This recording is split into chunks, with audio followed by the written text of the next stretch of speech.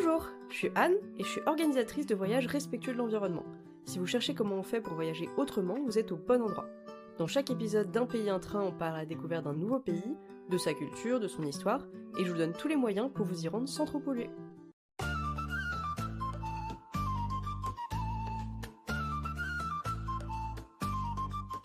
Bonjour et bienvenue dans ce nouvel épisode d'Un pays, un train. Et aujourd'hui, il s'agit d'un épisode un peu spécial parce que pour la première fois, pour ce 9e épisode, j'ai pas d'invité. Alors pourquoi j'ai pas d'invité ? Eh bien parce qu'il s'agit d'un pays un petit peu spécial aujourd'hui. Et oui, mesdames, messieurs, aujourd'hui, on part dans une micronation, la République de Saint-Marin. Alors beaucoup n'ont jamais entendu parler de ce pays. Parce que c'est vrai, on sait en général que l'Italie contient une micronation, qui est le Vatican, mais quand on vous demande le nom de la deuxième, les gens vous diront peut-être Monaco parfois, mais peu penseront à Saint-Marin. Et comme il y a seulement 34 000 personnes qui y vivent, je pense qu'il n'est pas illusoire de penser que j'aurais du mal à trouver un invité pour cet épisode. Aujourd'hui, je vous garde donc seul avec moi. Alors vous pourrez me dire, oui, mais du coup, pourquoi tu gardes pas cet épisode pour plus tard ? Eh bien, la vérité, c'est qu'en fait, en ce mois d'octobre, j'ai eu moins de temps pour préparer un épisode, et que préparer, enregistrer, monter et programmer un épisode sans invité, eh bien, c'est beaucoup plus rapide qu'avec un invité. Mais faites-moi vos retours pour me dire si vous préférez les épisodes avec ou sans invité. Il est possible que sans invité, j'arrive plus à contrôler mon enthousiasme et mes rires que j'arrive pas à couper au montage habituellement, et que j'ai donc plus une voix habituelle de radio, alors peut-être que vous préférerez cette version. Donc dites-moi tout en commentaire. En tout cas, après cette longue introduction, je vous emmène à Saint-Marin. Alors pourquoi j'y suis allée ? Eh bien en partie parce que je veux visiter tous les pays du monde, j'en suis à 61 pour le moment, et que ça faisait un pays de plus à visiter tout près de la France.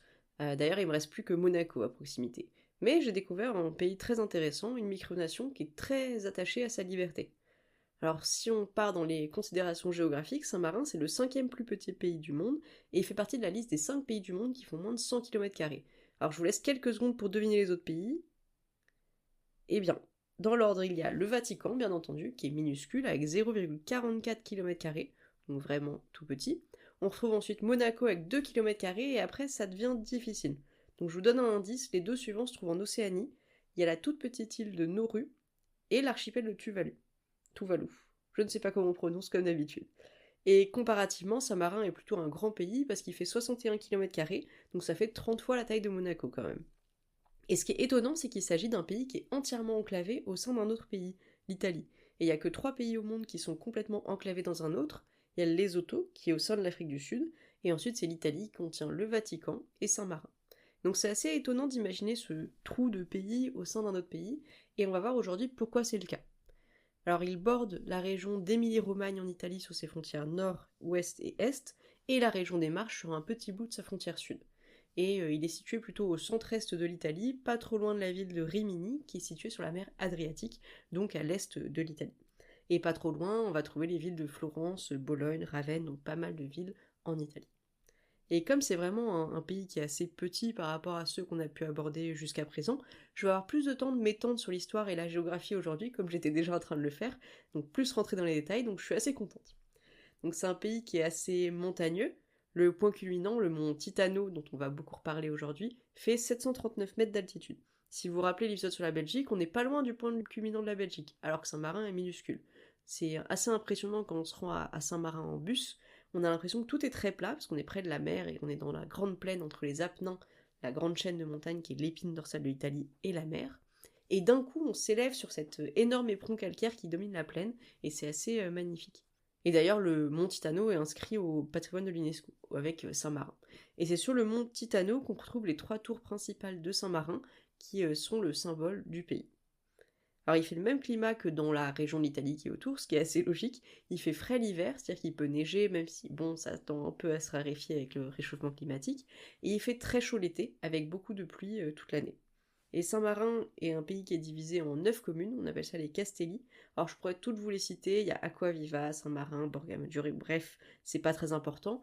Il faut retenir que la capitale s'appelle Saint-Marin et qu'elle est située sur le mont Titano. Et d'ailleurs, en général, j'essaie d'être capable de citer 10 villes dans chaque pays où je me suis rendue. Alors vous allez me dire que c'est très facile, mais je vous mets au défi d'essayer, et force est de constater que c'est parfois difficile, même dans des pays qui semblent évidents. Et pour Saint-Marin, du coup, c'est impossible parce qu'il n'y a que 9 villes.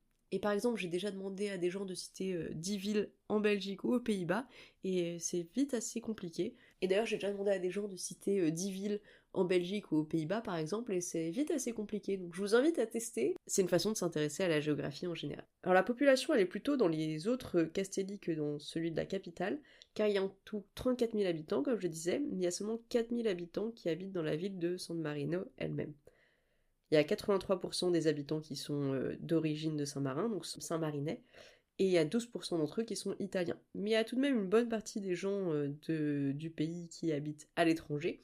Il y a 18 000 personnes qui sont de nationalité saint-marinaise, mais qui habitent à l'étranger. Donc Saint-Marin ne fait pas partie de l'Union Européenne, mais utilise bien l'euro, il a même droit de frapper monnaie, et ils s'entendent très bien avec l'Italie, ça a longtemps été considéré comme un paradis fiscal, mais aujourd'hui moins qu'avant. Donc on verra ensuite plus en détail pourquoi Saint-Marin est resté indépendant, mais on dit en général qu'il s'agit de la plus vieille république encore en activité du monde. Et le système politique, il est assez drôle. Tous les 6 mois, on élit 2 capitaines régents, et ça depuis 1243. Donc ils sont élus par le Grand Conseil Général, en gros l'Assemblée, et ils ne doivent pas avoir été élus dans les années précédentes. Donc ça change vraiment tous les 6 mois, c'est assez rapide. Et enfin, pour finir sur les considérations générales, le drapeau de Saint-Marin, il est composé de 2 bandes horizontales, blanche et bleu clair, avec par-dessus le blason de Saint-Marin. Donc les 3 tours dont on parlait, qui sont situés sur le mont Titano, avec le mot Libertas. Et on retrouve partout en ville cet emblème, c'est vrai qu'on ressent vraiment la volonté de Saint-Marin d'affirmer son indépendance et l'importance de la notion de liberté. C'est vraiment partout, quand on arrive, on a l'impression de voir la vie en bleu et blanc, parce que tout est bleu et blanc dans la ville. Et d'ailleurs, je l'ai appris en faisant cet épisode. Ça, c'est encore des détails que je rajoute puisqu'on a le temps aujourd'hui. Je pensais que tous les drapeaux avaient la même taille, excepté les exemples connus, donc le Népal et la Suisse qui est carré. Eh bien non, la grande majorité des drapeaux utilisent une proportion de 2/3, comme la France, mais il y a des exceptions. Le Vatican est également carré, et il y a d'autres drapeaux qui utilisent des dimensions fantaisistes. Donc par exemple, fantaisistes, bon, j'exagère, mais l'Australie, la Bosnie, le Canada, par exemple, sont plus rectangulaires. Et Saint-Marin, par exemple, a un ratio de 3/4, et donc s'approche plus d'un carré. C'est le cas également de la République démocratique du Congo ou du Gabon. Donc on en apprend des choses dans cette émission. Et en préparant, j'apprends également des choses. Alors la langue du pays, c'est l'italien, on s'en serait douté vu la localisation du pays. Et je vous invite à réécouter l'épisode sur l'Italie pour savoir toute l'histoire de l'italien, mais je vais juste faire quelques rappels. L'italien actuel vient du toscan, qui s'est imposé entre autres quand Dante a décidé au XIVe siècle d'écrire la Divine Comédie en toscan, qui était sa langue natale, plutôt qu'en latin. À l'époque, c'était plutôt le latin la langue de référence dans la littérature, et c'est à ce moment-là que ça a commencé à changer. Et donc l'italien, ça a été, bon je raccourcis un peu, mais un vecteur de l'unification de l'Italie, parce que la péninsule était vraiment composée de plein de petits royaumes, et d'ailleurs on peut se demander pourquoi Saint-Marin restait indépendant, mais c'est ce qu'on va voir juste après. Il y a tout de même un dialecte local qui s'appelle le romagnol, qui est de moins en moins parlé, c'est assez proche de l'italien, je ne vais pas rentrer dans les détails, mais comme partout, il y a quand même des façons de parler plus locales. Mais en tout cas, c'est très facile de parler anglais, parce que c'est un pays qui est assez petit, donc ils se sont habitués à avoir des touristes, et à ne pas avoir des gens qui parlent forcément l'italien. Donc en tout cas, dans la partie touristique, vous n'aurez pas de souci à parler anglais. Et j'adore parce que comme je n'ai pas d'invité aujourd'hui, il y aura moins de questions, donc je peux m'étaler sur l'histoire et ça me passionne, donc je suis vraiment contente. Alors j'espère que vous aimerez quand même cet épisode aujourd'hui qui sera plus culturel et moins pratique, puisque c'est un pays assez petit, donc les infos pratiques ce sera plus rapide que dans d'autres pays, et surtout il n'y a pas 50 façons d'arriver en train dans le pays, donc sur cette partie-là ça va être un peu plus court que d'habitude. Mais en tout cas, si on part sur l'histoire, la fondation du pays, elle est directement liée à son nom. On ne sait pas vraiment s'il s'agit d'une légende ou de la réalité, mais aujourd'hui, c'est l'histoire officielle à propos de Saint-Marin. Donc je vais vous la dire. Donc Saint-Marin a longtemps fait partie de l'Empire romain, comme toute l'Italie, mais il n'existait pas en tant que tel. C'est seulement quand il y a une personne qui s'appelait Marinus, donc qui est venu s'installer sur le mont Titano au IVe siècle, qu'on a considéré que l'État était fondé.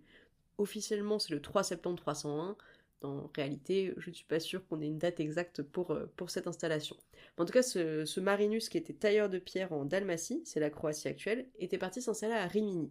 Mais en 301, il commence à sentir que les persécutions contre les chrétiens augmentent, et du coup, il s'enfuit sur le mont Titano, la grande montagne du coin, ce qui lui permet d'être plus à l'abri. Il avait bien anticipé la situation, puisqu'en 303, l'empereur romain Dioclétien lance des persécutions plus importantes, et il y a une communauté qui se crée autour de Marinus sur le mont Titano. En général, c'est comme ça que ça se passait, les premières communautés chrétiennes se sont souvent réfugiées dans les montagnes, parce qu'on pouvait plus difficilement les trouver et les en déloger. Et à partir de 313, tout va mieux, l'empereur Constantin, qui sera le premier à se convertir au christianisme, il rédige l'édit de Milan. Donc ça donne la liberté de culte aux chrétiens, et donc Marinus est nommé diacre, et on lui donne même le mont Titano. Donc la communauté grandit sans trop de problèmes pendant plusieurs siècles et il reste continuellement une république autonome, avec des lois dédiées. Donc c'est pour ça qu'on dit que Saint-Marin est la plus vieille république encore existante au monde. Le premier code civil de Saint-Marin a été rédigé dès le XIIIe siècle, et celui qui existe encore aujourd'hui est quasiment encore le même. Je crois que la version actuelle date de 1600. Et au XIIIe siècle, d'ailleurs, Saint-Marin commence à s'agrandir, il achète des territoires à proximité, autour du mont Titano, parce que la population commence à être un petit peu trop élevée. Au XIIIe siècle, comme partout en Italie, c'est la guerre entre les Guelfes et les Gibelins. Ça, on en avait déjà parlé sur l'épisode sur l'Italie, donc je vous conseille de retourner voir un petit peu. Mais si je reprécise un petit peu ce qui s'est passé, on avait les Guelfes qui étaient les partisans du pape et les Gibelins qui étaient les partisans de l'empereur, qui s'affrontaient partout en Italie. Et chaque ville et chaque petit territoire avait plutôt une allégeance envers l'un ou l'autre. Et donc à Saint-Marin, les Guelfes se sont fait chasser de la ville par les Gibelins, notamment parce que c'est plutôt les évêques locaux, donc ceux qui étaient associés aux Guelfes, qui voulaient récupérer Saint-Marin, qui tenait quand même à rester indépendant, comme on l'a vu. Donc du coup, le pape excommunie tout le monde, ça ne se passe pas très bien, les Guelfes ne sont pas contents de s'être fait chasser, et donc la République de Rimini à côté tente de récupérer Saint-Marin pour elle. Donc il y a de nombreuses autres personnes qui tentent d'envahir Saint-Marin, et c'est seulement grâce à une alliance avec le comte d'Urbino, juste à côté, que Saint-Marin arrive à se protéger. Et également grâce à des jugements officiels. Alors depuis tout à l'heure, je dis Saint-Marin, le nom officiel en italien c'est San Marino, mais en français on dit Saint-Marin, c'est pour ça que je garde cette terminologie. Donc tout au long du XIVe, du XVe siècle, tout ça continue, mais Saint-Marin se défend bien. Le pape donne même 3 châteaux à Saint-Marin, et donc le territoire s'agrandit un peu, et même il y a un village à proximité qui demande à rejoindre le territoire. À ce moment-là, c'est la dernière expansion territoriale du pays, et donc c'est un des rares exemples au monde, alors peut-être que vous saurez me contredire, mais pour moi c'est un des rares exemples au monde où un territoire a été construit que par achat et par don, et pas vraiment par conquête. Saint-Marin n'a fait que se défendre dans toutes ces guerres. Donc ensuite ça se passe bien pendant plusieurs siècles, malgré quelques invasions toujours courtes, jusqu'à Napoléon et la campagne d'Italie. Alors normalement, Napoléon aurait dû envahir Saint-Marin comme le reste des États d'Italie. Quand il arrive en Italie, il a commencé à envahir un peu tous les territoires qu'il a croisés sur la route. Mais Saint-Marin avait déjà commencé à faire des alliances avec les nouveaux États de Napoléon, donc n'était pas trop un danger, et Napoléon avait une certaine admiration pour Saint-Marin parce que c'était un territoire qui de tout temps avait gardé son indépendance et cette volonté de liberté, comme on l'a vu. Et donc Napoléon demande à ses troupes de ne pas entrer dans Saint-Marin et décide même de donner à la République l'accès à la mer. Mais Saint-Marin va refuser, parce que ça aura entraîné trop de velléités de vengeance en fait, donc sagement il décide de dire non merci, on ne veut pas de votre mer. Et donc avec le congrès de Vienne et la chute de Napoléon, on revient aux frontières d'avant, donc pas de changement. Et alors c'est le début du siècle d'indépendance de l'Italie, ce qu'on appelle la période du Risorgimento. Alors encore une fois, allez réécouter l'épisode sur l'Italie, puisque c'est quelque chose que j'avais bien détaillé, notamment l'histoire de Garibaldi. Donc si je résume rapidement, il y a le royaume de Piémont-Sardaigne au nord-ouest de l'Italie qui a commencé à unifier toute l'Italie autour du roi Victor Emmanuel II. Notamment grâce à Garibaldi qui était le général des troupes qui a réussi à vraiment unifier l'Italie autour de ce royaume de Piémont-Sardaigne. Et donc le Risorgimento, c'est toute cette période au XIXe siècle où l'Italie va faire son unification. Donc l'Italie est quand même un état assez récent, alors que Saint-Marin, bizarrement, est un état très ancien au sein de l'Italie, et aurait pu devenir une partie de l'Italie, mais en fait justement c'est grâce, entre autres, à Garibaldi que Saint-Marin réussira à garder son indépendance, contrairement à d'autres territoires en Italie. Parce qu'en fait, comme c'est un état très indépendant, Saint-Marin accueille des exilés de tous bords, dont Garibaldi, pendant cette période du Risorgimento. D'ailleurs, Garibaldi obtiendra la nationalité saint-marinaise quelques années plus tard. Et en fait, c'est cet état d'esprit, de cette volonté d'indépendance, cette volonté de liberté des Saint-Marinais qui aura valu son indépendance à Saint-Marin. Cette envie de liberté a toujours été admirée par ces grands hommes, que ce soit Napoléon ou Garibaldi, qui lui vaut de ne jamais être envahi.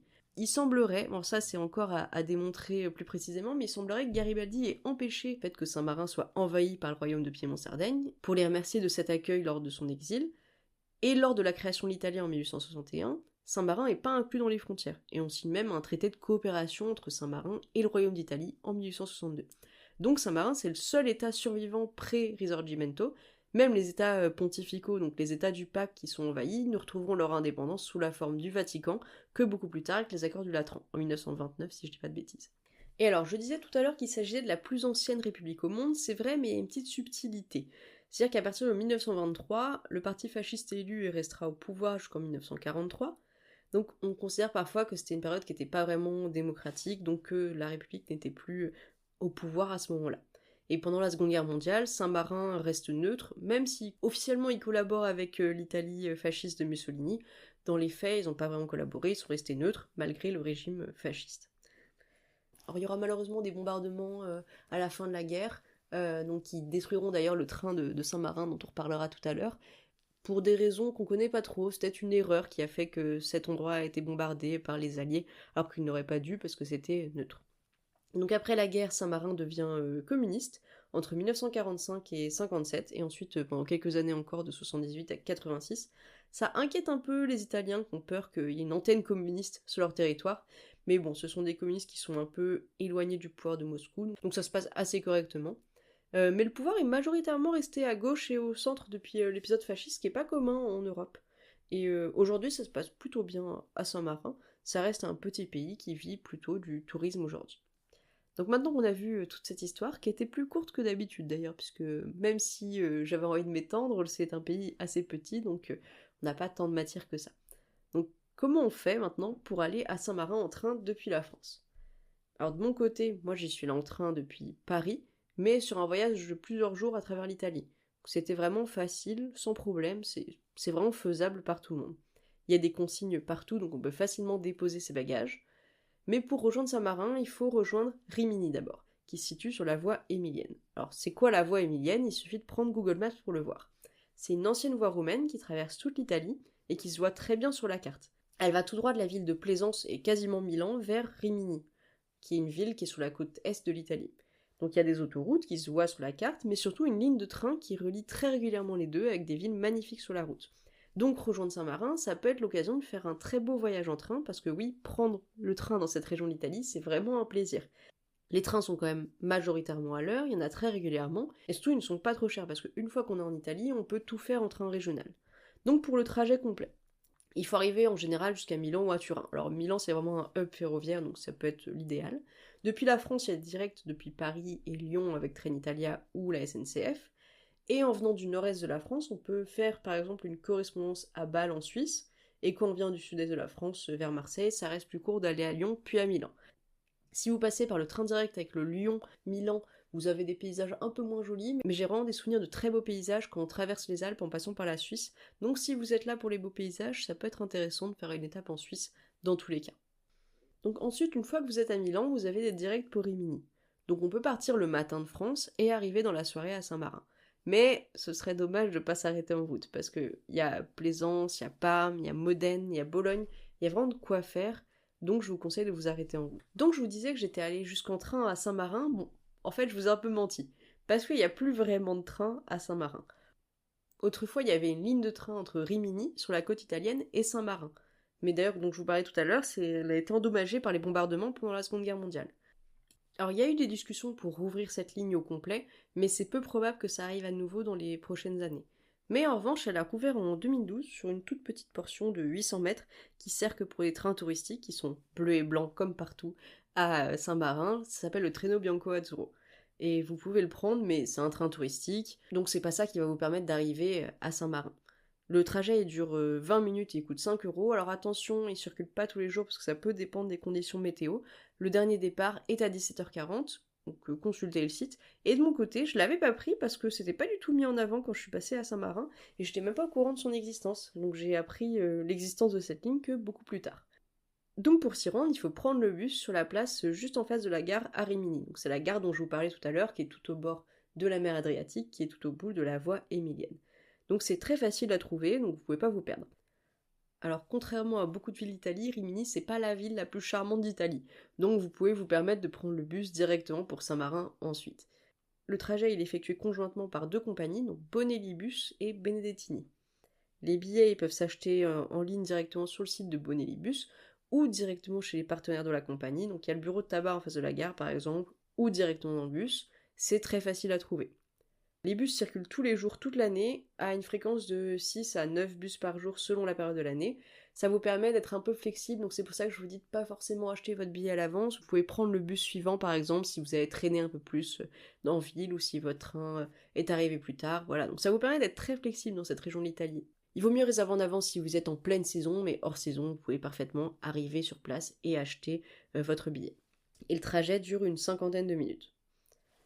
Et donc ensuite vient la question habituelle, est-ce que sur place on peut s'en sortir sans prendre la voiture? Je dirais qu'en tant que touriste, on n'ira que dans Saint-Marin, la ville, donc je vous parlais tout à l'heure, donc la capitale qui est sur le mont Titano, parce que le reste est quand même principalement des champs et des villes classiques. Donc oui, on peut prendre le bus et ensuite tout faire à pied. Donc c'est vraiment un endroit où je pense qu'on peut s'en sortir sans voiture en tant que touriste.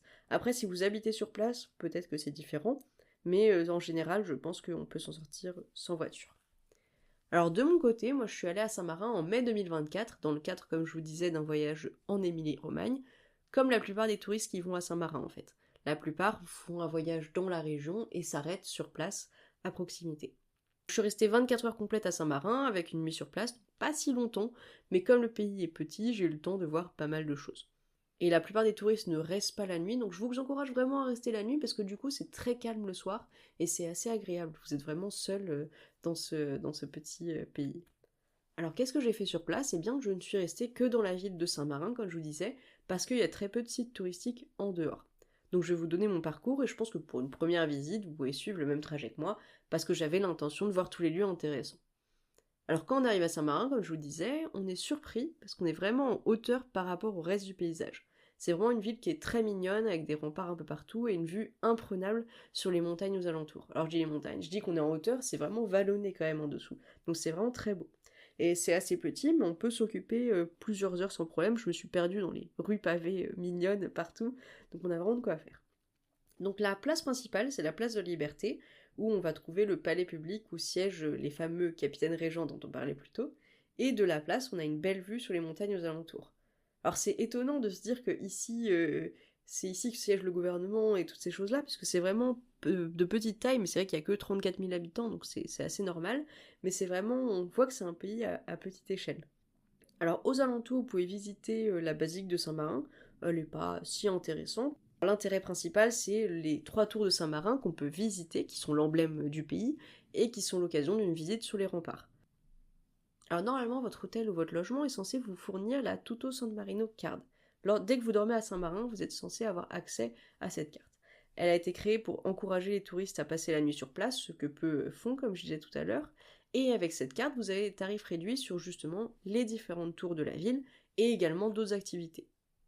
Alors les tours, elles sont assez jolies, et elles valent le coup surtout pour la magnifique vue qu'elles offrent sur le paysage aux alentours. On voit jusqu'à Rimini, et quand il fait beau, même jusqu'à la mer, donc c'est vraiment assez beau.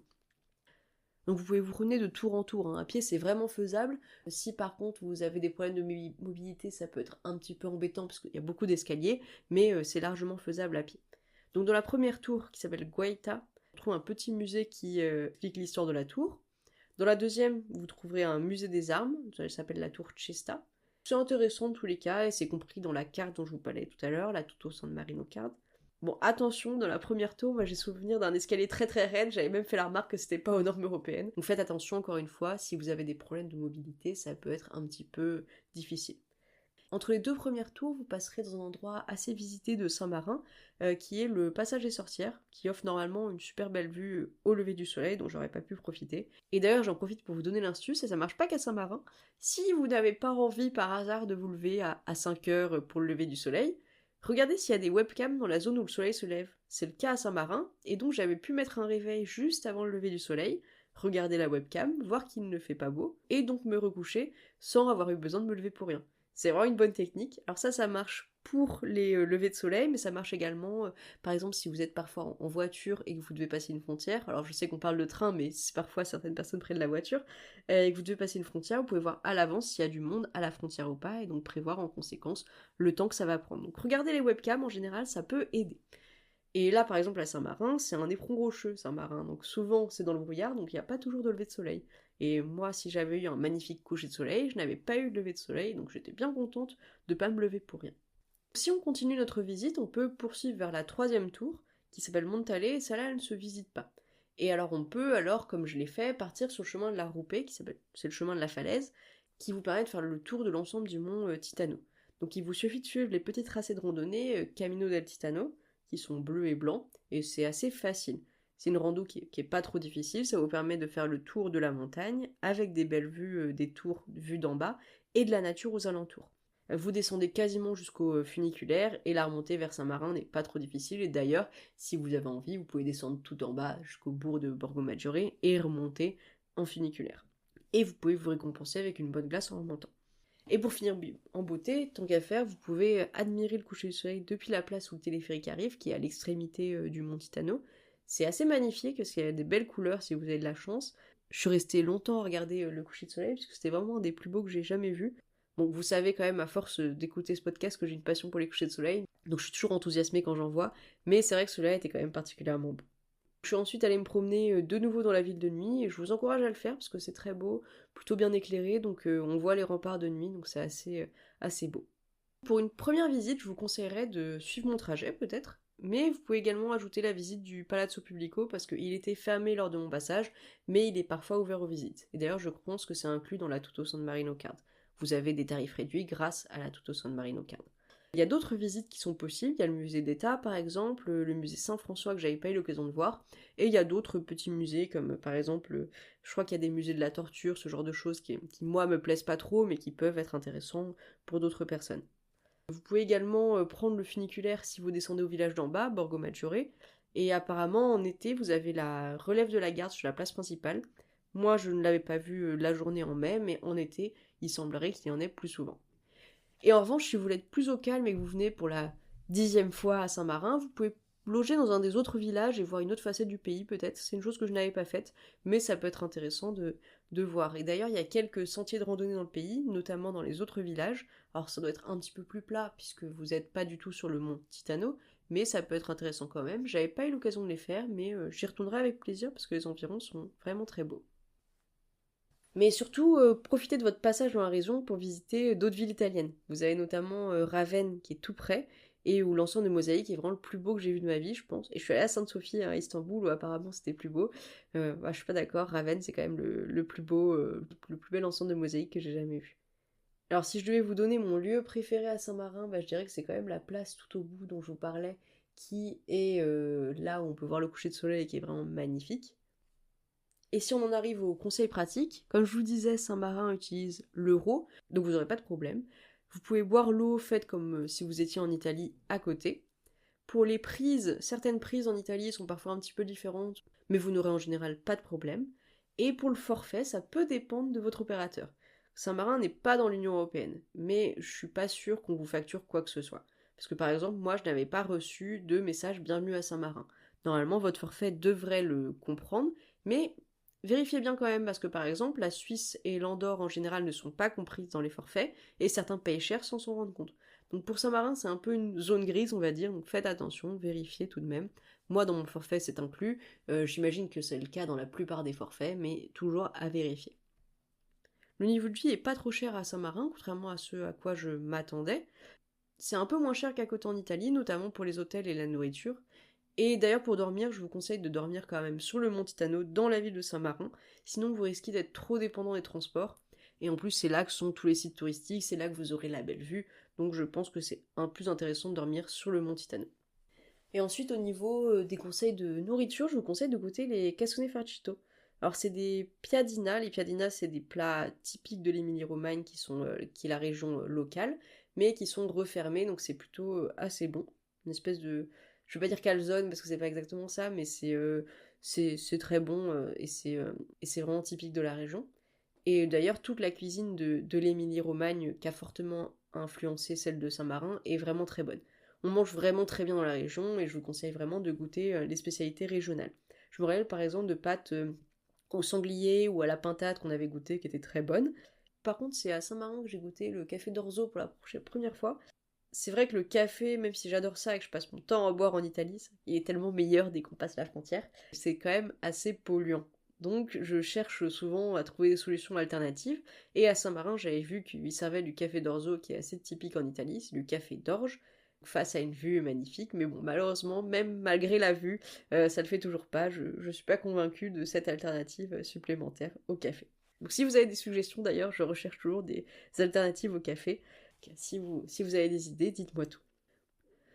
Pour la Saint-Marin, je dirais que toute l'année est intéressante parce que je pense que même si, bon, en janvier-février, ça doit être assez mort, on va dire, c'est la vraie hors-saison, tout doit être assez fermé, c'est une autre ambiance, mais c'est toujours intéressant. Moi, j'aime beaucoup l'Italie l'hiver puisque c'est plus calme, vous avez moins de touristes et les gens sont moins fermés en fait parce que vous n'êtes pas le millième touriste qu'ils voient dans la journée, même si Saint-Marin n'est pas du tout un lieu très touristique envahi, vous serez en général plutôt tranquille, surtout le soir. Mais c'est intéressant d'y aller l'hiver aussi. Donc, par exemple, décembre peut aussi être une période intéressante. Par contre, peut-être que juillet et août, il doit faire assez chaud. Peut-être que la meilleure période, ce serait avril-mai ou septembre-octobre, par exemple. Ça pourrait être intéressant. Et pour vous donner une dernière chose, pour vous donner envie d'y aller, eh bien c'est l'occasion de visiter un des seuls pays enclavés au monde, de rajouter un pays sur votre liste, tout de même si c'est pas un but en soi de cocher tous les pays du monde, et aussi de s'imprégner de cette ambiance médiévale qui est assez sympa. Alors j'espère que cet épisode plus court que d'habitude, donc un peu plus court puisqu'on s'attaque à un pays de plus petite taille, vous aura quand même donné envie de visiter ce beau pays qu'est Saint-Marin, d'avoir la curiosité d'aller voir ce pays qu'on connaît pas forcément. Et dites-moi quel pays vous aimeriez visiter la prochaine fois, et je vous dis à bientôt quelque part dans le monde, que ce soit à pied, en train ou en funiculaire bleu et blanc, mais surtout sans trop de CO2.